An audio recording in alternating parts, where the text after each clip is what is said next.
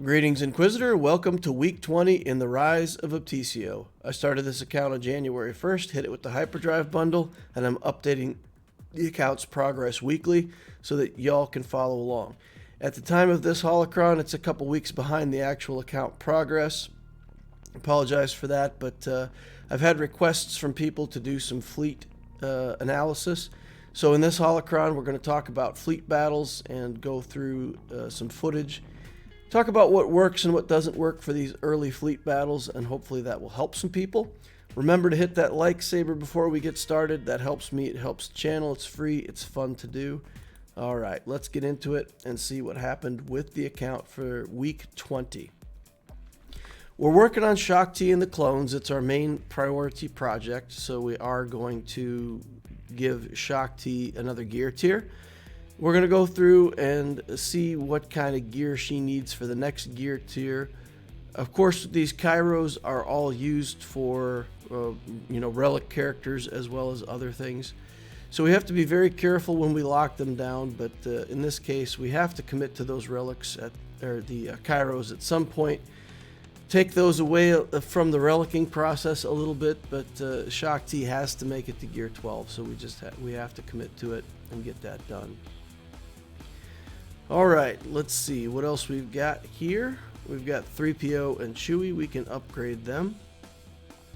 This is from the event that ran a while back, so we did get some extra shards on 3PO and Chewie, and that was able to help us get another promotion for them. Anakin needs these Mark 5 or Mark 4 comlinks. Shaak Ti also needs Mark 4 comlinks. So that's a common material between the two of them that I'm going to have to sort out and figure out how to get going. We'll get a gear tier here onto Resistance Hero Finn. Again, some teams that we want to bring up in the background. In terms of the rest of the account, looking at the Imperial Troopers, it's definitely a group that we want to build up. We'll give another gear tier to Veers. Working on just the main trooper team, Veers, Piet. We do have a Dark Trooper that we'll get up and running. We've got Moff Gideon in the account. So we'll make that team probably at first with the 3 officers, Veers, Stark, and Piet. Then we'll add in Gideon and Dark Trooper for the 5.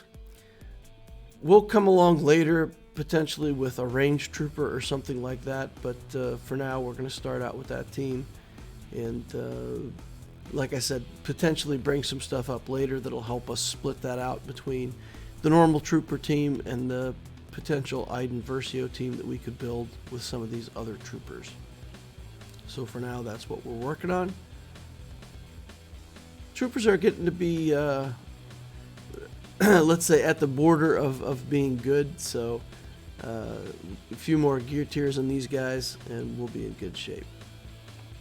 Admiral Piet needs Chirotechs, so again, that's a rare gear, and we've just got to make those commitments carefully and work around when we're doing relics. Of course, Shaak Ti gets hers first.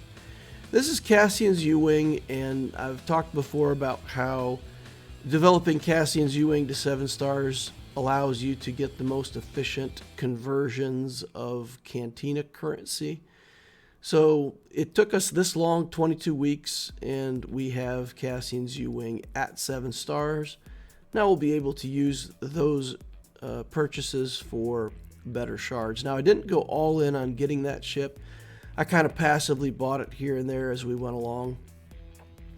In terms of the next Zetas that I want to use, we took a close look at Shaak Ti. Of course, we're working on Shaak Ti and the clones, and that becomes a good target for Zetas.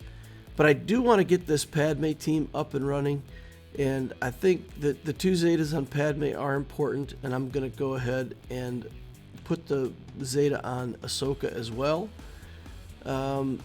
Putting the Zeta on Ahsoka gets me a little bit of flexibility with the Padme team as long as Ahsoka's in there. She assists whenever another Galactic Republic ally uses a special, so we can remove a lot of debuffs with her, or a lot of buffs with her basic. So it seemed like the best Zeta, the 3rd Zeta for that team to get it up and running. So we put 2 on Padme, 1 on Ahsoka. And the intent then is to run that Padme team in Conquest and in other places where it makes sense to do. It helps in GAC as well. There's a lot of stuff that Padme is very good against in the early game. Teams that assist a lot struggle against Padme because of all the additional protection up. So here we just put some basic mods on her. We got some speed mods, we got a couple defense mods on her. But basically just putting on some early game mods to get her going. And that's about as good as we're going to get for the moment with her. So that brings us to week 20, 1.98 million galactic power, 7 relics, 10 zetas, just the Omicron on Qui-Gon Jinn. We also got the Omicron now on Admiral Akbar, so we've got a second Omicron. Shock T clones are getting the top 100. We've got these Geos that are getting us top 5. And then the project is going to be to Relic Echo in week 22. That's the intention. The next week's energy plan, we're still doing a lot of ship stuff. So Hyena Bomber, Vulture Droid, Dark Trooper, Queel, of course, is where the Imperial TIE Bomber is, and then Jango and Bosk for the Houndstooth. Fleet, we're still working on Anakin's ETA. Shock T is finished out now and working on Gear 13 parts. We also have Enfys Nest available there, so we can work on Enfys Nest a little bit now. Cantina, we're working on signal data, Chief Chirpa, mod energy, speed and defense, and the refresh strategy is the same from there. The shop plan is the same. Buying Cassian's U-Wing, of course, to feed the Shard shop. Same plan for the rest of these shops. In terms of the Geo fleet, the starting sequence is about getting the spy mass assist onto the right target. So we're using this early Geo fleet, and against a lot of the opponents, really this is the critical aspect of winning. And the next part usually is going to be about solving the Houndstooth. With the Geo fleet, you can get a stun using Sunfac, and then you can get a buff immunity by bringing in the Vulture Droid as a reinforcement. You could also use Anakin's ship as a reinforcement if that's in good shape. It doesn't really matter whether or not your fleet is suited for Anakin or it's a Galactic Republic fleet. If Anakin's available in your fleet arena, you can go ahead and put that in as a reinforcement. And then once you have the Houndstooth dealt with and let's say their main damage dealer, then you just have to clean up the rest of the fleet battle with decent choices and selections and work your way through it. So if we go back in and we take a look at some video footage of fleet battles, that's what we're going to see. We're going to see this mechanism in action here. Now I am using the fleet under Home 1. Typically you'll use this under Executor, but in a lot of cases the idea behind these battles is going to stay the same. So here we're checking out a fleet. It's a Mace Windu with the Galactic Republic. These characters are relicked. The speeds on the ships are very high compared to what we've got on the Geos. So we're looking at a severe disadvantage on speed. And for any who don't know, when you're in the fleet section, if you see a bunch of fleets that you really don't want to fight, you can hit this refresh button, and it won't refresh the top. The very rightmost fleet always stays the same. That's the highest fleet you can battle. But the fleets down below it will change. You'll be able to see in between. So in this case, there's nothing easier in between, so we have to go in against this Galactic Republic fleet. You can see Ahsoka goes, Anakin goes, and we are just wrecked, right? Like the spy is almost dead. So we're going to use Home 1 to recover the spy. Now we get that mass assist, and you see Anakin's ship just disappear. Now we put a stun on the Houndstooth. Again, we're trying to control that Houndstooth, getting the stun on it. When we get our reinforcement, we're going to be able to put the buff immunity on it. And you don't want the Houndstooth to immediately be able to get a basic attack and get rid of the buff immunity. So getting that stun on him is pretty important. There he goes. We get him out of there. Now, he's got retribution on both of his characters. And, of course, the endurance just moves the taunt around and makes these fleets very annoying to deal with. So here we lose our Sunfac. and we lose our spy. So this is where I said, your cleanup, we just got to bring in the right ships to clean up.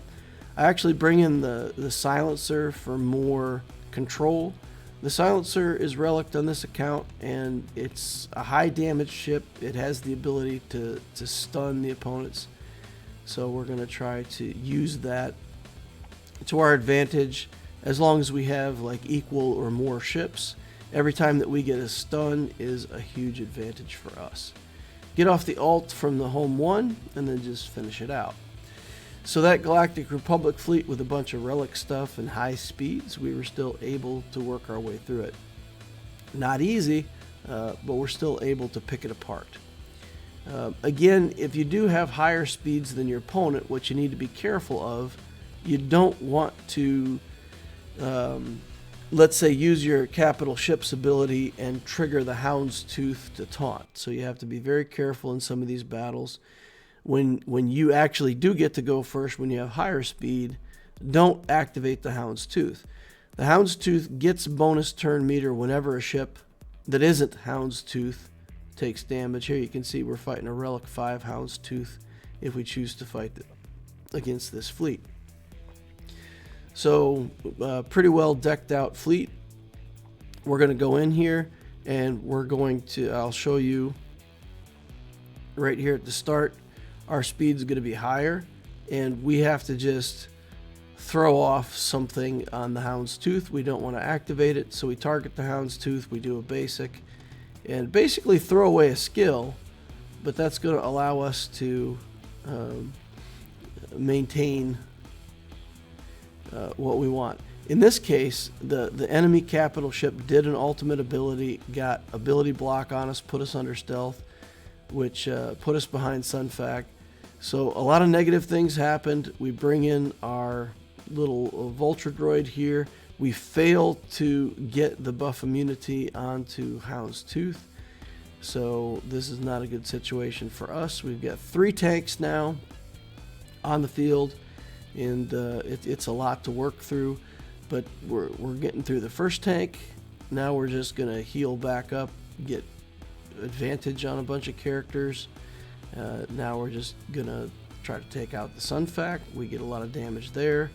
Go behind the Soldier here, get some good hits on Soldier.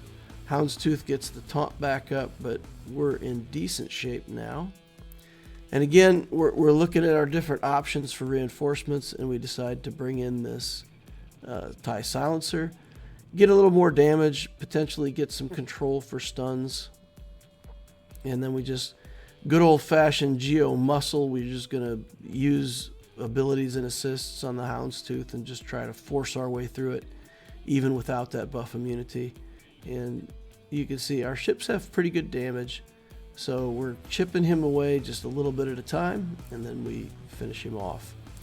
After he's gone, of course, the last Geo falls in a hurry, and we manage to pull that fight out. So even though it didn't go well at the beginning, we tried to control the Hound's Tooth. We got ability blocked. We got put in a bad position. We were still able to work our way through it. This fleet is very interesting. This Empire fleet is actually super strong. You can see it's close to the top of our arena. And it's a fleet that I have problems with. A lot of other people have problems with. The damage out of this team is just crazy. The Imperial TIE here is still only gear 11. I think within the last couple weeks he's gotten that TIE to relic level, and it's made that fleet even more challenging to deal with. So you'll see it's a fast fleet. As soon as we come in, we're going to take so much damage on these ships just with a couple hits. And now he's got the taunt up on his tank. So we're going to heal up, not really because we needed to heal so much, but we do want to get advantage on these ships, get a bunch of crits off.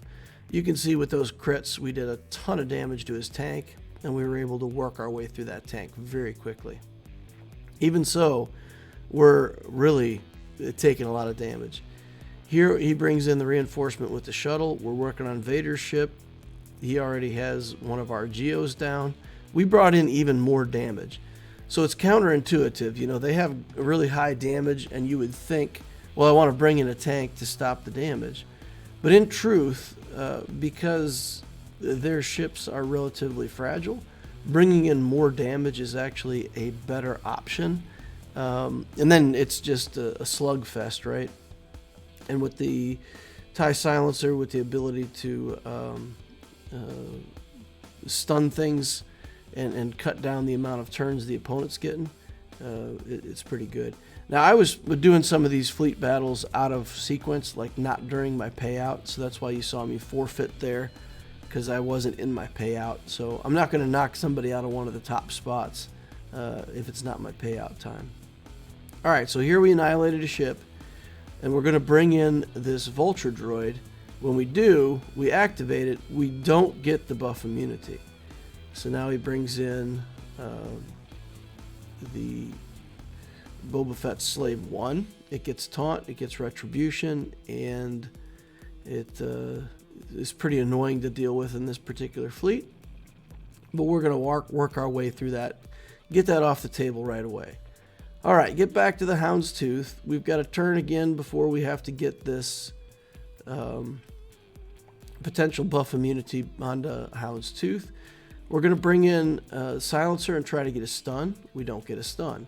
Taunt goes down on the Houndstooth, and we can immediately kill a ship, so that's good.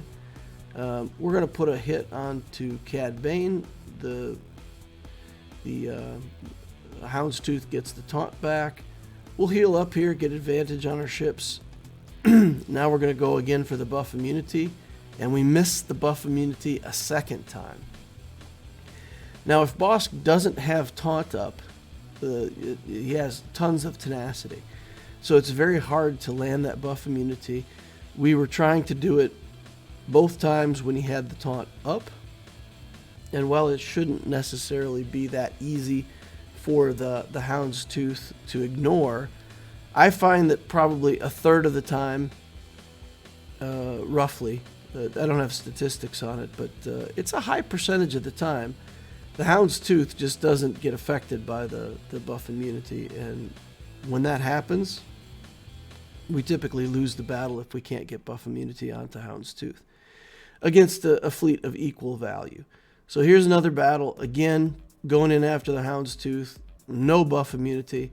If we'd gotten the buff immunity right there, we probably would be, the Houndstooth would either be dead right now or very close.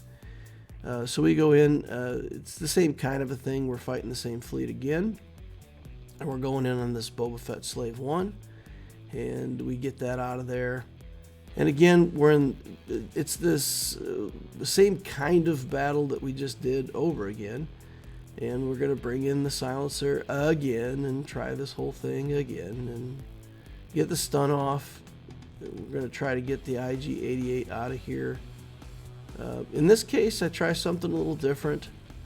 See if we can get that to work. The Houndstooth does the Taunt again, and we do the heal again. Try to get advantage on our characters. And a second time in the same battle, we miss buff immunity.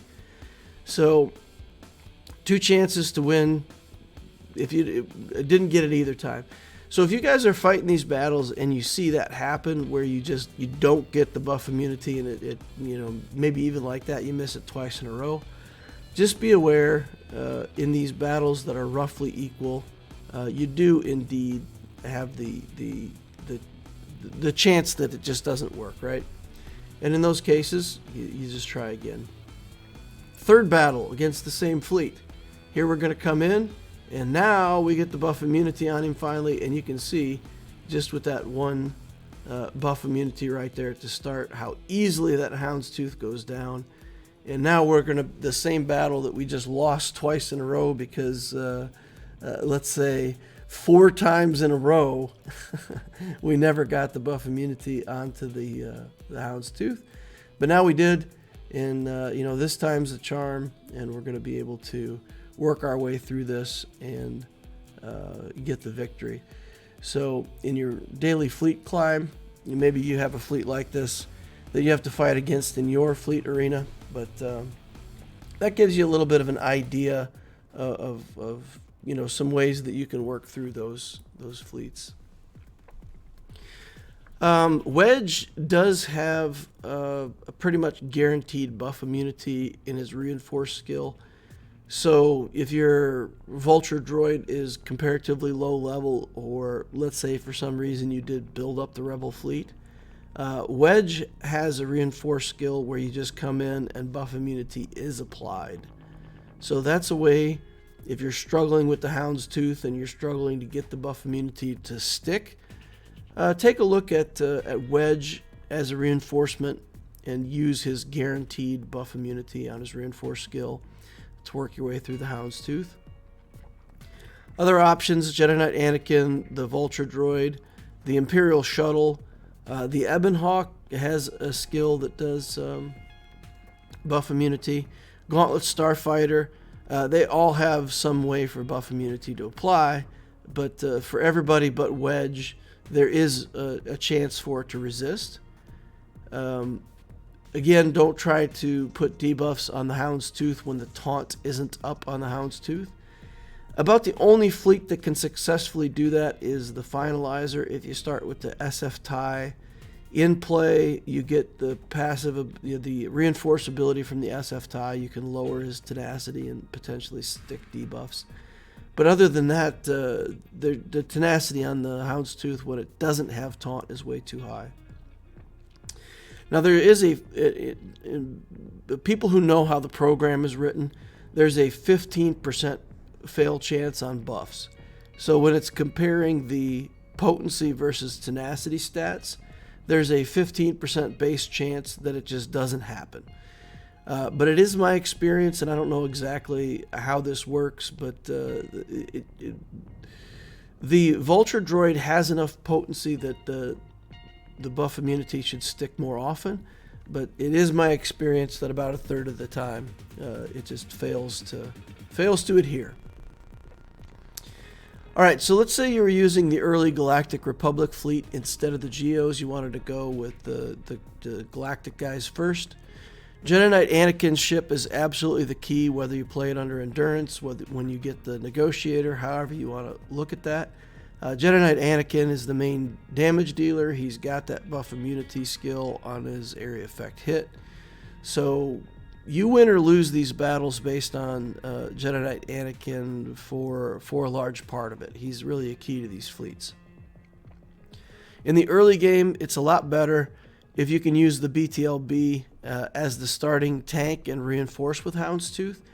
And the reason for that is just the Galactic Republic synergy. There's a lot of skills that depend on the number of Galactic Republic ships. So if you can get the Houndstooth and use that in your starting lineup, that's fine. But you should start, as soon as you know that you're going to do the Galactic Republic fleet, you want that BTLB Y-Wing pilotless tank in your lineup as soon as you can get it. And then reinforcing with the Houndstooth becomes a lot better, especially in the mirror match where you're fighting up against another Galactic Republic fleet.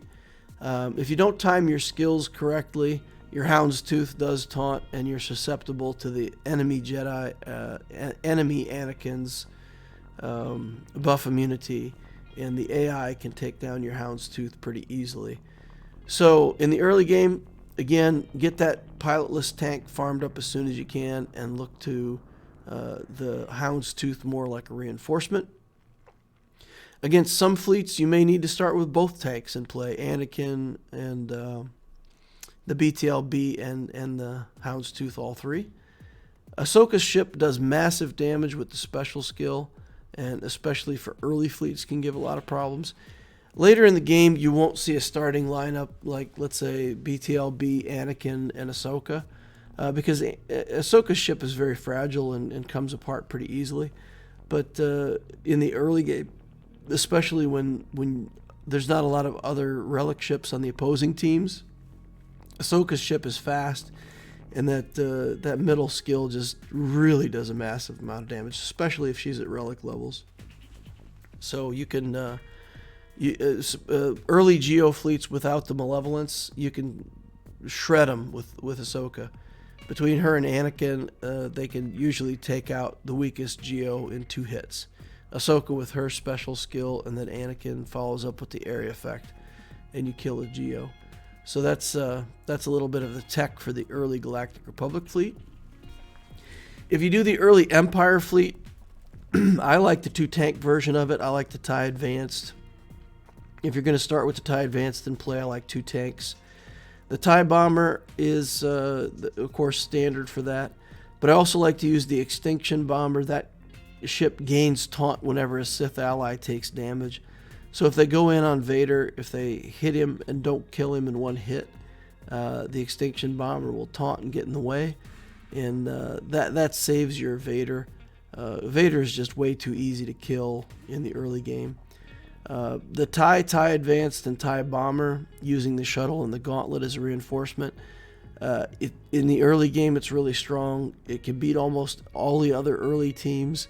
And like I was talking about before, it's not the greatest team at tanking, but it's so much damage that unless the opponent can out damage it, you end up just forcing your way through their whole team and winning, even against the Houndstooth. Shuttle and Gauntlet both have buff immunity, so you can bring them in as reinforcements if the Houndstooth isn't under control. So yeah, the Empire fleet has gotten better and better, and I think it's in a really good place right now for early game. All right, that's going to wrap up this holocron and the fleet stuff for week 20. Thank you all for watching. Remember, like, subscribe, and join us on Discord. The link for Discord's in the description of the holocron down below. Click on that, come on over, and join us on the Discord community. Hope to see you over there. Thank you all for watching, and I will see you in the next holocron.